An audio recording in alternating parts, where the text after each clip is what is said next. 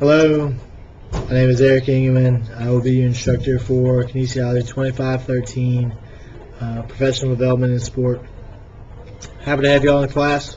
Just want to go through the syllabus real quick, go through a couple of items of note, and some things that you might have some questions about. So we'll flip through the syllabus real quick here. The one thing to really keep in mind about this course is it's pretty non-traditional in the grand scheme of things. And we basically have three ways that you earn points as the semester goes about. First of all, we have outside classroom practical experience and volunteer hours. So there's two ways to go here. You can either utilize a practicum this spring to get your hours, or you can do volunteer hours to meet this requirement. Practicums are really designed for people who are already engaged in some kind of sports-related employment, wherever you may be. And so that's not necessarily something that everybody can do or everybody has. But if you're already coaching or you're already working with in an athletic department at the high school level, or really, I'm pretty broad here as far as things that count as practicums.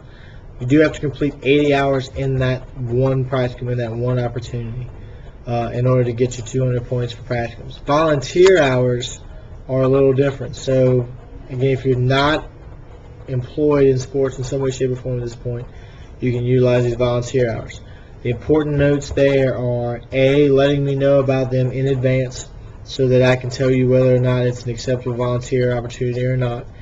Generally, anything sports related is approved, okay? But you do have to get those signed off in advance from me. So email me those as they come up, and I'll give you the yay or nay. The other important note about volunteer hours is you can't do any more than 10 in any one event or program, etc. So those are the very important notes there. All volunteer hours or practicum hours have to be completed by April 28th. And we can accept up to 225 points in volunteer hours or practicum hours. Now, your practicum is worth 200 points. If you want to get the extra 25, you have to do some volunteer hours in something other than your practicum. So you'd have to find a volunteer opportunity to make up those extra 25 points. But those are bonus points. They're not required. So if you look at the bottom of the syllabus, it will tell you your volunteer practicum hours are worth 200. So if you get 225, those are bonus. Those are extra points. The class assignments are all laid out in Moodle, as well as inside the due dates are written out on the class schedule in the syllabus on the last page. So take a look at those. If you have any questions, let me know. The first one is due here. Is a Moodle. It's just a survey that you can do. Not difficult to knock out. The assignments in general are they're designed to be practical. They're not designed to be very onerous or very difficult to accomplish, so you should be able to knock those out. Speaker videos is kind of the third way that the main way that we earn points. We do these speaker videos by, again, I've got some links on the Moodle page. I want you to watch these videos, take a look at them, evaluate the speakers, fill out the evaluations, and do those in a timely manner. Those must be due by Monday, May 1st. Okay, Monday, May 1st. We also have some reading assessments that are due. Again, things that you need to read or you can read. You can choose from 5 different articles.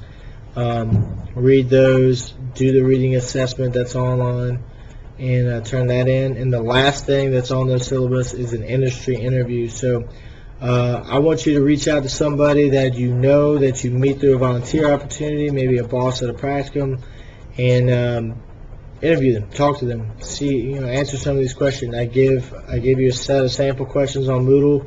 You can ask them anything, but I want you to do that and write it up, put that information down on paper, and then turn that in. So that's really makes up the bulk of the course. the class schedules here on Moodle, the course evaluations on Moodle. Please also take a look at the grading scale. It is not a 10-point grading scale. It's more of an 8-point grading scale. So keep that in mind whenever you are working on the class and checking out your grades.